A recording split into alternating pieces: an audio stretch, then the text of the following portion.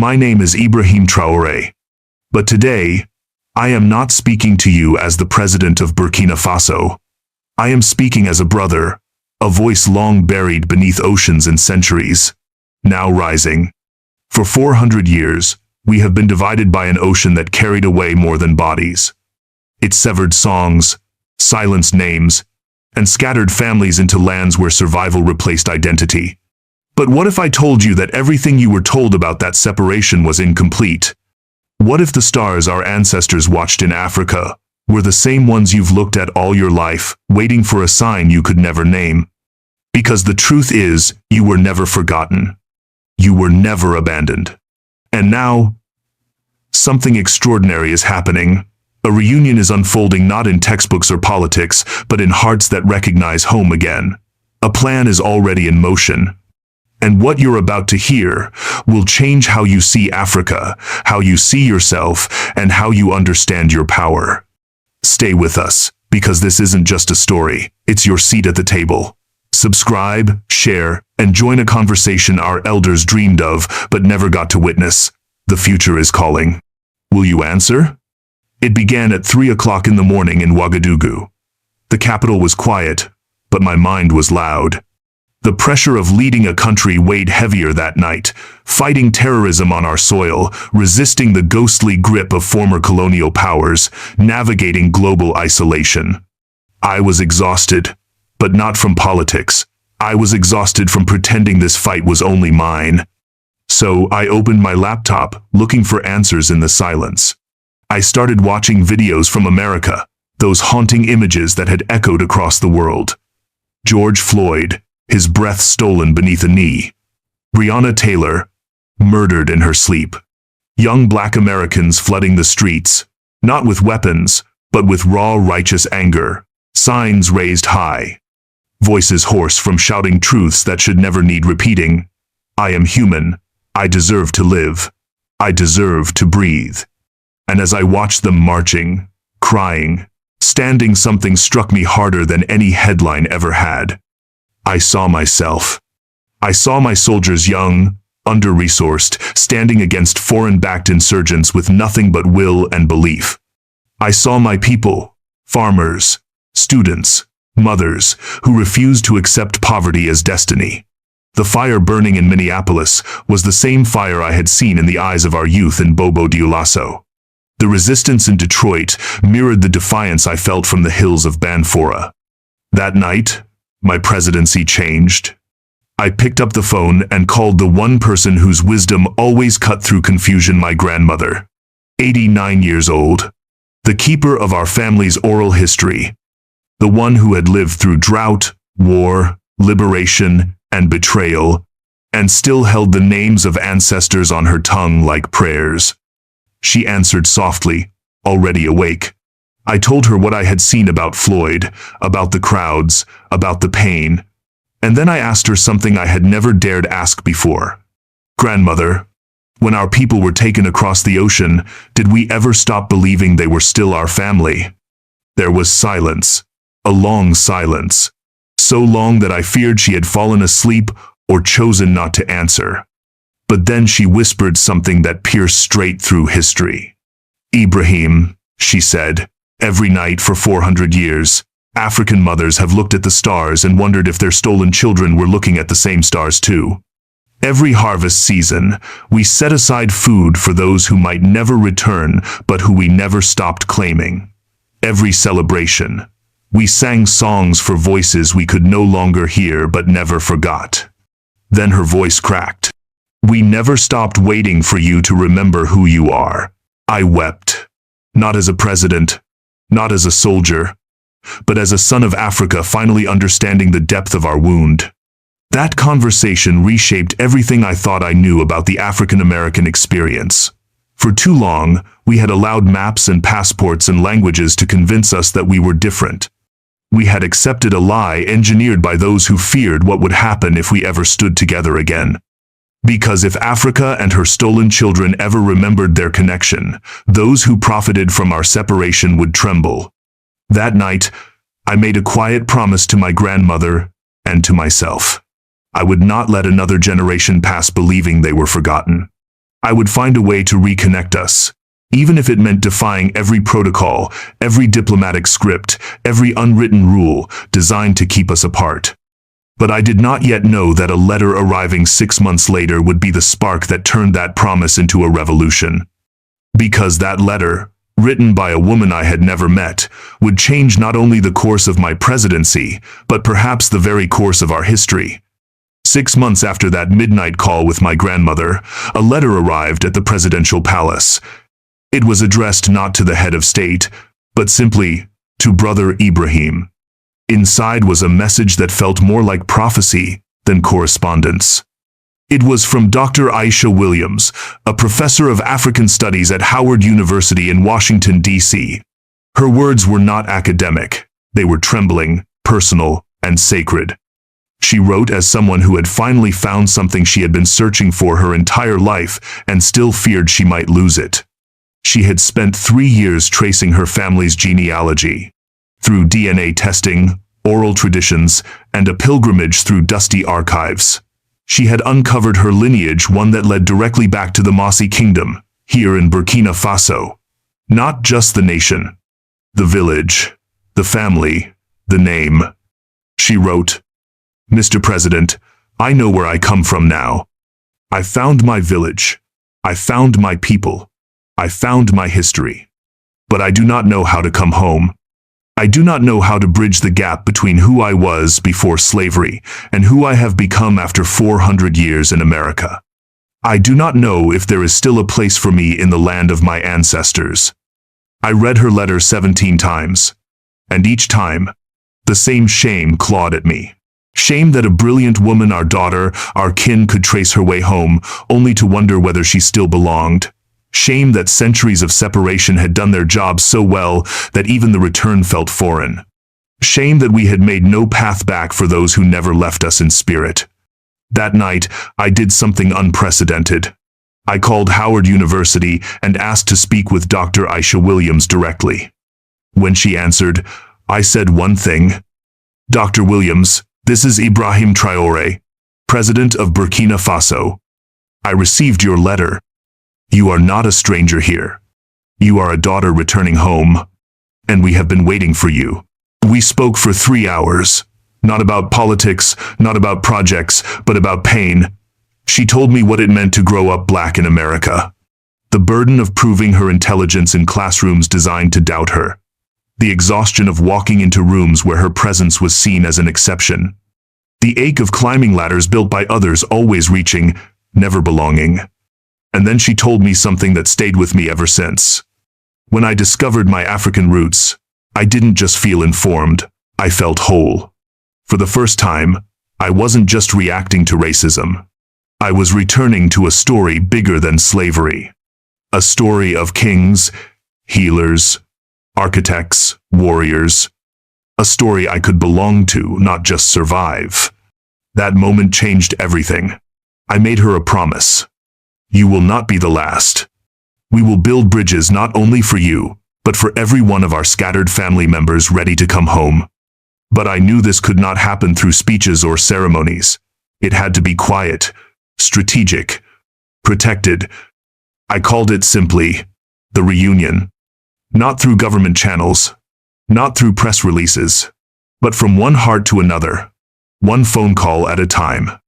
I began reaching out to African American professionals across every field. Business leaders, engineers, artists, medical pioneers, educators, activists. I wasn't recruiting. I wasn't politicking. I was calling family. The first to respond was Marcus Johnson, a software engineer from Oakland, California. He had followed my presidency, intrigued by our Pan-African vision. When I contacted him directly, he was stunned. "African presidents don't call random black Americans," he told me. But I explained, "You are not random.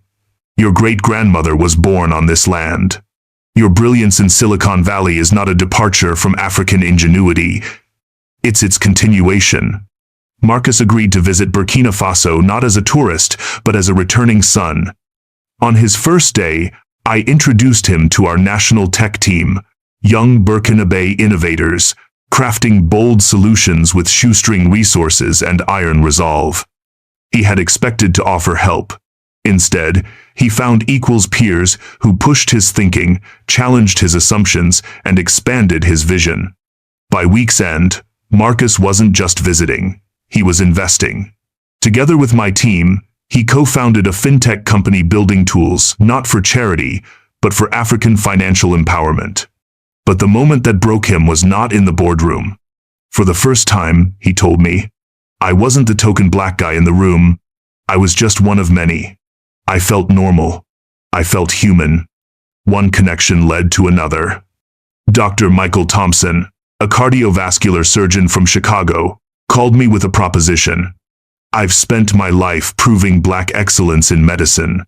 But what if I could just be excellent without proving it first? What if we built medical schools in Africa, rooted in our culture and dignity? He pledged 6 months to Burkina Faso and promised to bring more. From there, the circle grew. Dr. Kesha Williams, renewable energy engineer wanting to build off-grid power in villages long ignored. Robert Jackson, a financial analyst, designing direct diaspora investment platforms that bypass foreign gatekeepers. Angela Davis Brown, education reformer, dreaming of African-born models that could return to uplift black students in the U.S. Each name added weight, not celebrity. Commitment, not symbolism. Substance. And that's when I realized this wasn't a network. It was a family reunion. But no one, not even I, expected what would happen when 50 of them came together in a secret meeting that would stretch 8 hours, shake institutions, and declare the impossible inevitable. 6 months after my call with Dr. Thompson, I made the boldest move of my presidency, not in public, not with cameras, but behind closed digital doors. I invited 50 of the most accomplished African-American professionals I had connected with to a private virtual summit. No aides, no media, no agenda beyond one truth. We were no longer scattered strangers. We were a family preparing to reunite. The summit was scheduled for 2 hours on a Saturday morning. It lasted 8. I opened with no grand speech. Just this. My brothers and sisters, we are living through a moment that comes once every 500 years. We have the power to reunite a family broken by slavery and build something together that neither of us could build alone. Then I laid out a vision that most African leaders are too cautious to speak aloud. An Africa that processes its own gold, its own cocoa, its own oil, not exporting raw poverty and importing expensive wealth. An Africa that manufactures its own tools, trains its own scientists, writes its own algorithms. An Africa where sovereignty is not just a slogan but a supply chain. But I was clear. This vision was impossible without the diaspora. I told them, you have what development aid can never buy: experience, networks, resilience forged in fire. I wasn't asking for charity. I was offering a role in history. The response? Immediate, overwhelming, unforgettable. Marcus Johnson, the software engineer from Oakland, stood up virtually and said, I'm done negotiating for belonging. I'm moving to Burkina Faso permanently. Let's build from scratch. Dr. Thompson committed to founding a medical school that blends modern techniques with African healing traditions. Dr. Williams presented a renewable energy blueprint spanning 5 West African nations. Robert Jackson unveiled a financial framework to let African Americans invest directly in African projects, no middlemen, no gatekeepers. But the moment that shattered the room was Angela Davis Brown. She stood, voice trembling but clear. I've spent my whole life trying to save black children in America from broken schools. What if we stopped trying to fix systems never meant for us and started building new ones? What if the next great educational model came from Africa and returned to lift our children at home? By the end of the summit, we had $75 million in committed investment, partnerships across 7 African countries, and a growing list of diaspora professionals ready to relocate, co-create, and return not as guests, but as family. But success breeds attention. and attention brings opposition. Within weeks, pressure began to mount from corners I had not anticipated. The French ambassador requested an urgent meeting to discuss my expanding international activities. His tone was polite. His intent, unmistakable. The World Bank, which had fast-tracked a development loan for rural electrification, suddenly delayed the process, citing compliance reviews. American media outlets began running stories, questioning my agenda, calling it radical, untested, and naive diaspora idealism. But the pressure wasn't just institutional. It became personal. Dr. Thompson was summoned by his hospital's ethics board. They questioned whether his African engagements posed a conflict of interest. Marcus Johnson's Silicon Valley investors began hinting that his African projects could dilute his focus. Angela Davis Brown received a surprise visit from federal education officials seeking clarification on her international collaborations. Robert Jackson's financial clients started asking pointed questions about his African contacts. The message was clear. You're stepping outside your lane. Get back in line. Then came the call that crystallized everything. It was 2 a.m., a number I didn't recognize. A voice with a French accent. He introduced himself as a concerned friend. President Traore, he said, you're a young leader with promise, but your activities with African Americans are being watched. Some of your allies don't understand African complexity. They may cause instability.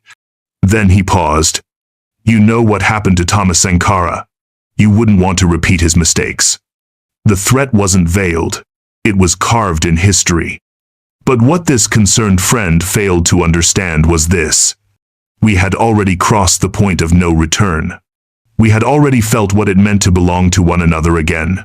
We had seen the future not as dreamers, but as builders. And no amount of intimidation could unsee what had been awakened. Because this wasn't about me, or any one leader. It was about a continent remembering its children and a diaspora remembering its home. And even in the shadow of threat, something remarkable was beginning to bloom. Diaspora professionals were still coming. New partnerships were forming. And African citizens, young, old, rural, urban, were watching closely.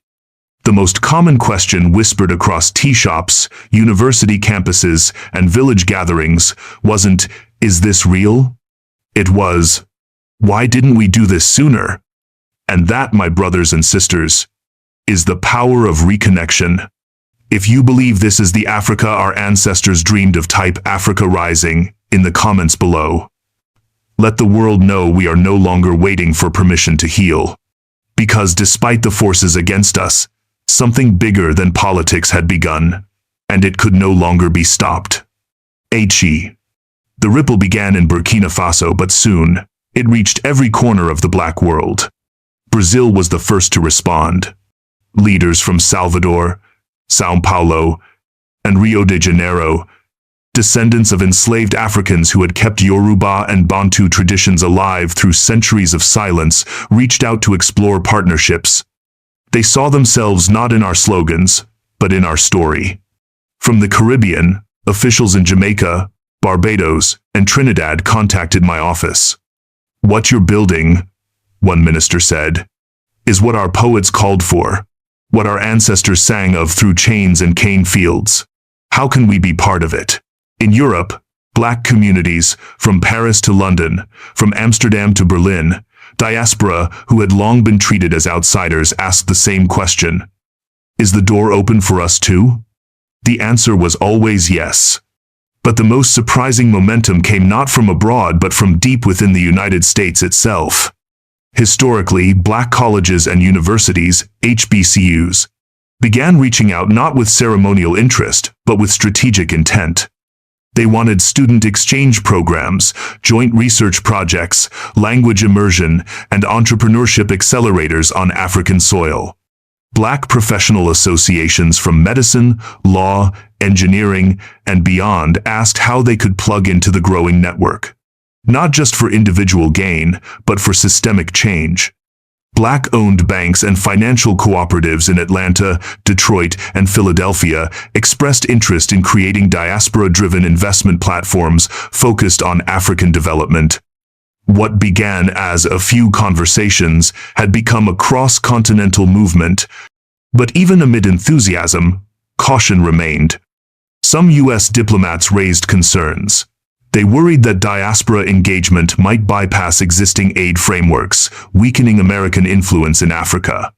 Some media analysts speculated that we were sowing division between African nations and Western allies. But these narratives misunderstood the core of what we were building. This was not anti-American. It was post-permission. It was not rejection. It was redirection. African Americans were not fleeing the United States. They were embracing another part of themselves. And Africa was not turning away from the West. We were turning toward our own reflection and finally recognizing the power in it. We had no interest in Cold War games played with African lives. We were forging something different, a direct connection between Black minds across continents. Outside of colonial mediation, outside of geopolitical gamesmanship, outside of the logic that had always kept us separate for someone else's comfort. And it was working. The voice of Ouagadougou had become the heartbeat of a people too long divided. But the world was now listening. And not everyone listening had good intentions. Let me paint you a picture not of fantasy, but of a future already beginning to take shape. I see African American students attending universities in Lagos, Accra, and Nairobi not as foreign visitors but as continental Africans reclaiming their educational inheritance. I see young Africans walking the halls of Spelman, Howard, and Morehouse not as charity cases, but as diaspora kin exchanging brilliance. I see African American retirees choosing to spend their golden years in Ghana, Kenya, and here in Burkina Faso. Not to escape the West, but to complete a circle their ancestors never had the chance to finish. I see African entrepreneurs launching businesses that serve both markets, continental Africa and African American communities, building cross-Atlantic economies rooted in trust, culture, and shared purpose. And most of all, I see a generation of Black children on both sides of the ocean who grow up knowing that they were never abandoned, never lesser, never out of place. They will learn that the Atlantic Ocean scattered us, but never separated us. That slavery interrupted our story, but did not end it. That we are still here. That we are still one. But none of this is inevitable unless we choose it. The door between Africa and her diaspora is open wider than it has been in 400 years, but no door, no matter how wide, will walk through itself. It takes courage to unlearn the lies. It takes vision to build what has never been allowed before. And it takes commitment not from governments but from people. From you. Because the future we dream of where Africa rising is not just a slogan, but a lived reality requires builders. It requires risk-takers. It requires sons and daughters who are tired of asking to belong, and ready to create what they should have inherited all along. So, I ask you this. Will you watch from afar, or will you help shape what comes next? Will you wait to be invited, or will you claim the seat that has always been yours? Because this movement is not waiting for permission, and neither should you. We have journeyed together across oceans of silence, through centuries of engineered separation, and into the heart of a reunion that once seemed impossible. But now we stand at the edge of something new, something bold, something ours. We are no longer lost to one another. We are no longer voices in exile. We are a global family remembering itself in real time, and the power of that memory is rewriting our future. This is no longer about aid or sympathy. This is about strategy. It is about sovereignty. It is about Black excellence flourishing without explanation, Black minds innovating without obstruction, and Black futures unfolding without apology. Ibrahim Traore may have begun this journey as a soldier, a revolutionary, a head of state. But today, I stand before you not as a president but as a brother who simply remembered what was never supposed to be forgotten. Africa is not waiting to be saved. Africa is not asking for permission to rise. Africa is rising, and her children across the globe are rising with her. From São Paulo to Accra, from Kingston to Atlanta, from Paris to Ouagadougou, the call is being answered. Quietly, boldly, irrevocably. And so the question remains, will you be part of it? Will you be among the builders, the healers, the founders who restore what was taken and create what was never allowed? Because the table is set, the path is open, and your seat reserved for 400 years is still waiting. If this story stirred something sacred in your memory, don't let it fade in silence. Like, share, and speak up. Subscribe, because Africa Rising is not a slogan. It is a homecoming 4 centuries overdue. Let's walk into it together. A. Comment below, Africa Rise, vertical bar. New Africa, vertical bar. I'm ready to come home and let your voice be counted in the great reunion.